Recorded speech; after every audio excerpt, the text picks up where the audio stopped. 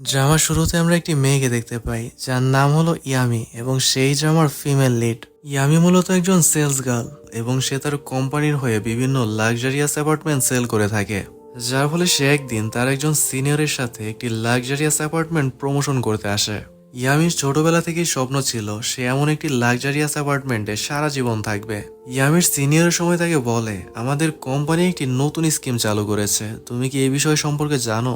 যার উত্তর ইয়ামি না বলে এবং সেই স্কিম সম্পর্কে জানতে চায়।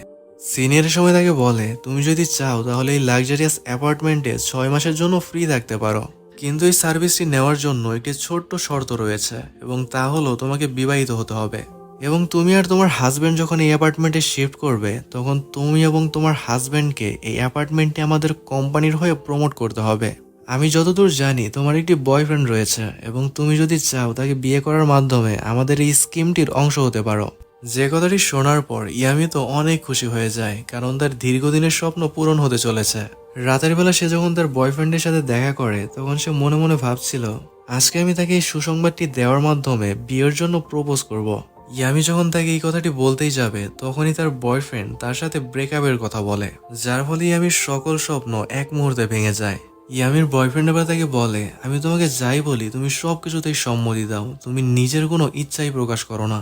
আমার তো মনে হচ্ছে তুমি আমার সাথে হ্যাপি নও, তুমি আমার থেকেও ভালো কাউকে ডিজার্ভ করো। কথাটি শোনার পর ইয়ামি অনেক কষ্ট পায় এবং সে কান্না করতে করতে ওয়াশরুমের দিকে যেতে থাকে। যাওয়ার সময় তার সাথে একটি ছেলের ধাক্কা লাগে। সে যখন পড়ে যাচ্ছিল তখন এই ছেলেটি তাকে সামলে নেয়। সে ছেলেটিকে সরি বলে সেখান থেকে চলে যায় এবং এই ছেলেটি তার দিকে অবাক হয়ে তাকিয়ে থাকে। ওয়াশরুমে গিয়ে আমি সিদ্ধান্ত নেয় সে তার বয়ফ্রেন্ডকে বুঝিয়ে বলবে যাতে সে তার সিদ্ধান্তটি পরিবর্তন করে। কিন্তু সে যখন ফিরে আসে তখন সে টেবিলে একটি কেক দেখতে পায় যার উপর লেখা ছিল, তুমি সুখে থেকো। যে বিষয়টি দেখার পর ইয়ামি অনেক রেগে যায়, কিন্তু তারপরও সে বসে বসে সম্পূর্ণ কেকটি খায়। সে সময় মনে মনে ভাবে, এক্স বয়ফ্রেন্ডের উপর রাগ দেখিয়ে কেকটা নষ্ট করে লাভ নেই, মানে দুনিয়া উল্টে যাক, বাট খাবার ঠিক রাখতে হবে। পরের দিন থেকে ইয়ামি তার সম্পূর্ণ ফোকাস তার কাজের ওপর দিয়ে দেয়। সে এখন থেকে তার কাজকেই ভালোবাসবে। তার কাজের প্রতি এত ডেডিকেশন দেখে অফিসের সবাই তার অনেক প্রশংসা করে, কিন্তু বেচারির মনের অবস্থা যে কি তা তো একমাত্র সে নিজেই জানে। পরের সিনে আমরা ওই ছেলেটিকে দেখতে পাই যার সাথে ইয়ামির ধাক্কা লেগেছিল। এই ছেলেটির নাম হলো তোরো। তোরো জাপানের একটি অনেক বড় টেক কোম্পানির সিইও। এত বড় কোম্পানির সিইও হওয়ার পরও সে তার জীবন নিয়ে খুশি নয়, কারণ তার ফ্যামিলি তার ইচ্ছার বিরুদ্ধে তার একটি বিয়ে দিতে চায়। বিষয়টি হলো, তোরোর ফ্যামিলির সকলেই ডাক্তার, কিন্তু সে একমাত্র মেম্বার যে একজন বিজনেসম্যান। তাই তার বাবার ইচ্ছে সে একজন ডাক্তারকে বিয়ে করুক, কিন্তু তোরো এই বিষয়টিতে রাজি নয়, কারণ সে তার লাইফ পার্টনার নিজে খুঁজতে চায়। কিন্তু সমস্যা হলো, তার ফ্যামিলির সকল ছোট বড় সিদ্ধান্ত তার বাবাই নিয়ে থাকে। কিন্তু নিজের বিয়ের ব্যাপারেও যে তার বাবাই সিদ্ধান্ত নেবে, যে বিষয়টি তোরোর মোটেও পছন্দ হচ্ছে না। সে চায় সে বিয়ে এমন কাউকে করবে যাকে সে নিজে পছন্দ করবে। কিন্তু সব থেকে বড় সমস্যা হলো, সে কোনো মেয়েকেই 1 বছরের বেশি ডেট করতে পারে না। সে মনে মনে ভাবে, ডেট করাটাও যদি বিজনেসের মতোই সহজ হতো তাহলে না কতই ভালো হতো। আমি কি এমন কাউকে কখনো পাবো যে বিয়েটাকেও বিজনেস মনে করবে? পরের দিন আমাদের ইয়ামিকে দেখানো হয় যে ওই লাক্সারিয়াস অ্যাপার্টমেন্টটি অন্য একটি ক্লায়েন্টকে দেখাতে এসেছে। সে যখন ওই ক্লায়েন্টের ব্যাপারে রিসার্চ করছিল তখন আমরা দেখতে পাই এই ক্লায়েন্টটি অন্য কেউ নয়, সে হলো তোরো। সে সময় তোরোর প্রোফাইল দেখে অনেক ইমপ্রেস হয়, কারণ সে দেখতে পায় তোরো 28 বছর বয়সে একটি বড় কোম্পানির সিইও হয়ে গিয়েছে। তোরোর একটি হ্যাবিট হলো সে প্রতি বছর একটি করে নতুন অ্যাপার্টমেন্ট ক্রয় করে, আর যার জন্যই সে আজকে এই অ্যাপার্টমেন্টটি দেখতে এসেছে। তোরো যখন ইয়ামির সামনে আসে তখন সে তাকে দেখে অনেকটা ইমপ্রেস হয়, কারণ তোরো দেখতে যথেষ্ট হ্যান্ডসাম ছিল। তোরো যেহেতু অনেক ধনী ছিল তাই ইয়ামি মনে মনে ভাবছিল, আজকে তো মনে হচ্ছে একটি অ্যাপার্টমেন্ট বিক্রি হয়ে যাবে।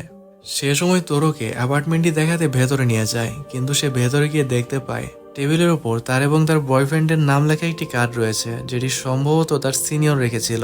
কার্ডটি দেখার পর সে সম্পূর্ণ বিষয়টা তোরোকে এক্সপ্লেন করে এবং সে তাকে জানায়, এই অ্যাপার্টমেন্টে আমার এবং আমার বয়ফ্রেন্ডের থাকার কথা ছিল, কিন্তু রিসেন্টলি আমাদের ব্রেকআপ হয়ে গেছে, যার ফলে আমরা এখানে থাকতে পারছি না।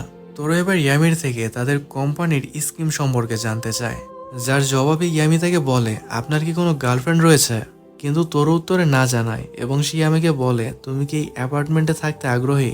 ইয়ামি এর সময় তাকে বলে, আমার তো অনেক ইচ্ছে ছিল এখানে থাকার, কিন্তু আফসোস আমি থাকতে পারছি না। তোরো এবার তাকে জিজ্ঞেস করে, তুমি কি নতুন করে রিলেশনে যেতে চাও?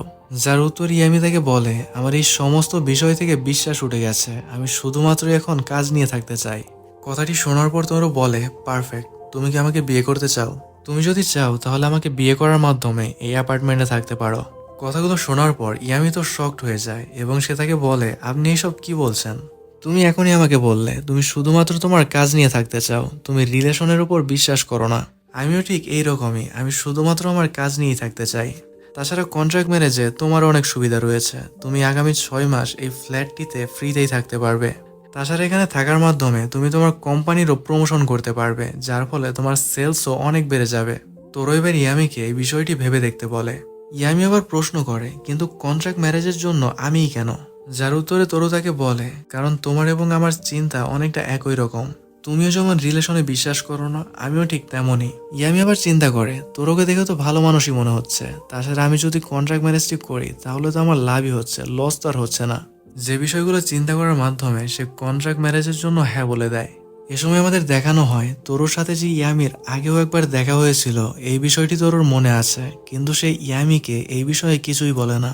পরের সিনে আমরা ইয়ামিকে দেখতে পাই যে তার সিনিয়রের সাথে তাদের বিয়ের ব্যাপারে কথা বলছিল। সে সময় তাকে তাদের দুজনের ছবি দেখায় এবং তাকে বলে, আমরা শীঘ্রই বিয়ে করতে চলেছি।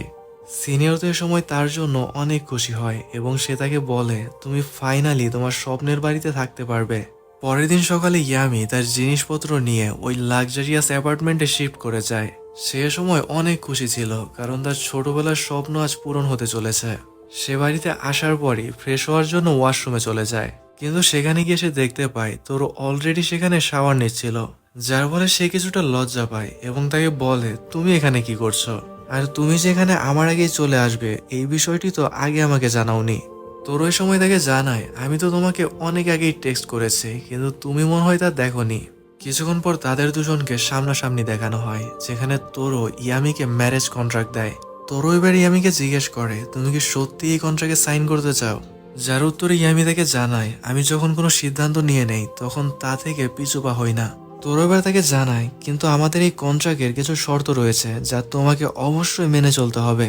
কন্ট্রাক্ট চলাকালীন সময়ে যদি আমাদের মধ্যে কেউ কাউকে লাইক করতে শুরু করে তাহলে সেখানে এই কন্ট্রাক্টটি শেষ হয়ে যাবে এবং আমরা তখনই ডিভোর্স নিয়ে নেব, কারণ আমাদের এই কন্ট্রাক্টের মধ্যে কখনোই আমাদের ফিলিংস আসতে পারবে না। তাছাড়া শুধু এই নয়, সে ইয়ামির থেকে ডিভোর্স লেটারে সাইন করিয়েও রাখে। ইয়ামিয়া সময় মনে মনে বলে, কে ভেবেছিল যেদিন আমার বিয়ে হবে ঠিক সেদিনই আমাকে ডিভোর্স লেটারে সাইন করতে হবে।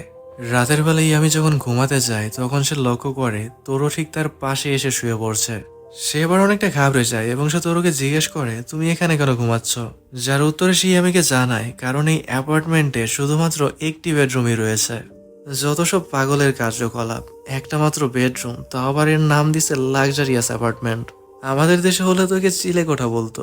সে যাই হোক, ইয়ামি তাকে বলে, তারপরও তুমি এখানে কোনোভাবে ঘুমাতে পারবে না, আর যদি তুমি এখানে ঘুমাতেই চাও তাহলে আমি সোফায় গিয়ে শুয়ে পড়বো। তোর এবার তাকে বলে, কি হলো, তুমি কি কোনোভাবে ঘাবড়ে যাচ্ছ? আমার তো মনে হচ্ছে তুমি শীঘ্রই আমাকে লাইক করতে শুরু করবে।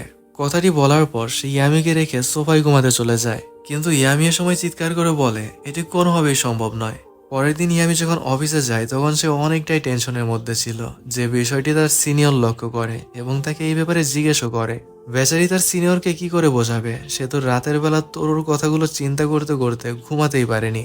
অফিস থেকে ফেরার সাথে সাথে সে তাদের কন্ট্রাক্ট ম্যারেজের জন্য অনেকগুলো শর্ত তৈরি করে। তোরো যখন তার কাজ থেকে ফিরে আসে তখন সেই শর্তগুলোই তোরোকে বলছিল। ইয়ামির শর্তগুলো দেখার পর তোরো তার অনেক প্রশংসা করে এবং সে তাকে বলে, তুমি তো দেখছি অনেক প্রফেশনাল। ইয়ামি আবার তাকে জানায়, আমি যেহেতু কন্ট্রাক্টে সাইন করেছি তার মানে আমি আমার কাজগুলো খুব দক্ষতার সাথে পালন করব। আর হ্যাঁ, তুমি চাইলে বিছানায় ঘুমাতে পারো, কিন্তু অবশ্যই আমার থেকে দূরত্ব বজায় রাখবে। তোরো ইয়ামিকে পারমিশন তো দিয়ে দিয়েছিল, কিন্তু সে রাতের বেলা উল্টাপাল্টা স্বপ্ন দেখতে থাকে। স্বপ্ন দেখতে দেখতে সে বিছানা থেকে পড়ে যায়। যখন তার ঘুম ভাঙে তখন সে দেখতে পায় তোরো তার নিজ জায়গায় ঘুমাচ্ছে। এ সময় সে আবারও শুয়ে পড়ে এবং মনে মনে ভাবে, হায় হায়, এসব আমি কি দেখতেছি। এভাবেই দেখতে দেখতে তাদের কন্ট্রাক্টের 1 সপ্তাহ হয়ে যায়। তারা যখন একসাথে ফ্রেশ হচ্ছিল তখন তোরো অনেক সুন্দর করে ইয়ামিকে গুড মর্নিং বলে। কথাটি শোনার সাথে সাথে ইয়ামি ব্লাশ করতে থাকে এবং সে মনে মনে বলে, এই ছেলেটা আমাকে এভাবে কেন গুড মর্নিং বলছে। পরের সিনে তোরো ইয়ামিদের অফিসে আসে, কারণ অ্যাপার্টমেন্ট প্রমোশনের বিষয়ে তাদের কিছু বিষয় ডিসকাস করতে হবে। তোরো এবার ইয়ামির সিনিয়রকে বলে, প্রমোশনাল ভিডিও নিয়ে আমার কিছু মতামত রয়েছে যেগুলো আমি আপনার সাথে শেয়ার করতে চাই। সে এবার সিনিয়রকে জানায়, প্রমোশনাল ভিডিওতে আপনারা চাইলে আমার ফেস দেখাতে পারেন, কিন্তু আমি চাচ্ছি আপনারা ইয়ামির ফেসটি হাইড করে দেবেন, যাতে অডিয়েন্সদের মধ্যে একটি সাসপেন্স থাকে। তারা ভিডিও দেখার পর অবশ্যই জানতে চাইবে আমার লাইফ পার্টনারকে, এতে আপনাদের টিআরপি অনেক বেড়ে যাবে। যে আইডিয়াটি শোনার পর ইয়ামির সিনিয়রের অনেক ভালো লাগে। তোরও সেখান থেকে চলে যাওয়ার পর ইয়ামির সিনিয়র তাকে টিজ করতে থাকে এবং সে তাকে বলে, বিয়ের 1 সপ্তাহ যেতে না যেতেই তোমার হাজবেন্ড তো দেখি তোমার অনেক কেয়ার করা শুরু করেছে। সে তোমার ফেসটি হাইড করতে যাচ্ছে যাতে তুমি পরবর্তীতে কোনো সমস্যায় না পড়ো। বাড়িতে ফেরার পর তোরো ইয়ামিকে বলে, তোমার সিনিয়রকে দেখে মনে হচ্ছিল সে তার কাজ নিয়ে অনেক দায়িত্ববান। যারও তোর ইয়ামি তাকে জানায়, তুমি ঠিক বলেছ, আমিও তার মতোই হতে চাই। তোরো এবার তাকে বলে, তুমি অবশ্যই পারবে, আমার তো মনে হয় তুমি তার থেকেও ভালো করতে পারবে। কথাটি শোনার পর ইয়ামির অনেক ভালো লাগে, কারণ এই প্রথমবার কেউ তার উপর এতটা বিশ্বাস করেছে। ইয়ামি তো আস্তে আস্তে তোরোকে লাইক করতে শুরু করেছিল, কিন্তু তার হঠাৎ করেই মনে পড়ে এটা তো কন্ট্রাক্ট ম্যারেজ এবং আমাকে অবশ্যই প্রফেশনালিজম মেনে চলতে হবে। সে এবার তোরোকে বলে, আমি কন্ট্রাক্ট অনুযায়ী তোমার একজন আদর্শ ওয়াইফ হয়ে দেখাবো। কথাটি শোনার পর তোরো হেসে দেয়, যা দেখি ইয়ামি তাকে বলে, আমি একটি সিরিয়াস কথা বলছি আর তুমি হাসছো কেন? তোরো এবার তার হাতে হাত রাখে এবং তাকে বলে, আমার তোমার উপর বিশ্বাস আছে। যা দেখে বেচারি ইয়ামি তো আবারও শকড হয়ে যায়। রাতের বেলা যখন তারা শুয়েছিল তখন তোরু ইয়ামিকে বলে, তুমি কি ঘুমিয়ে পড়েছো? কথাটি শোনার পর ইয়ামি তো ঘাবড়ে যায় এবং মনে মনে বলে, কি ব্যাপার, সে আবার এই কথা কেন বলছে? তোরু এবার তাকে বলে, যদি তুমি ঘুমিয়ে না থাকো তাহলে আমার সাথে চলো। পরের সিনে তাদেরকে ড্রয়িং রুমে দেখানো হয়, যেখানে তারা বসে বসে লাল পানি খাচ্ছিল। লাল পানি ইয়ামির মোটেও পছন্দ নয়, কিন্তু সে তারপরও তোরুকে বলছিল, এটি খেতে আমার অনেক ভালো লাগে, এটা ছাড়া আমার চলেই না। তোর এবার ইয়ামিকে বলে, যে কাজটি তোমার পছন্দ নয় সেই কাজটি তোমার জোর করে করার কোনো দরকার নেই। তোমার সামনে থাকা মানুষটিকে খুশি করার জন্য তোমার নিজেকে পরিবর্তন করার কোনো প্রয়োজন নেই। আমার মনে হচ্ছে আমরা যদি একে অপরের সাথে বন্ধুর মতো থাকি তাহলে বিষয়টা আমাদের জন্য আরো কমফোর্টেবল হবে। পরের সিনে তোরো এবং ইয়ামি একটি শপিং মলে যায়, কারণ প্রমোশনাল ভিডিওর জন্য তাদের কিছু ভালো জামা কাপড় কিনতে হবে। ইয়ামি এ সময় শপিং মলের সমস্ত জামা ট্রাই করে, কিন্তু সে একটি মাত্র জামা ট্রাই করছিল না, কিন্তু তোরোর মনে হচ্ছিল ইয়ামির এই জামাটি অনেক পছন্দ হয়েছে, যার ফলে সে ইয়ামিকে বলে, তুমি এই সাদা জামাটি কেন ট্রাই করছো না? যার উত্তরে ইয়ামি তাকে জানায়, জামাটি তো আমার ভালো লেগেছে, কিন্তু যদি আমি জামাটি পরি তাহলে লোকে কি বলবে? যার ফলে তোর ওই সময় তাকে জানায়, সবসময় নিজের সিদ্ধান্তকে প্রাধান্য দেবে। অন্য মানুষ তোমাকে কি বললো তা নিয়ে যদি তুমি পড়ে থাকো তাহলে কখনোই নিজেকে ভালো রাখতে পারবে না।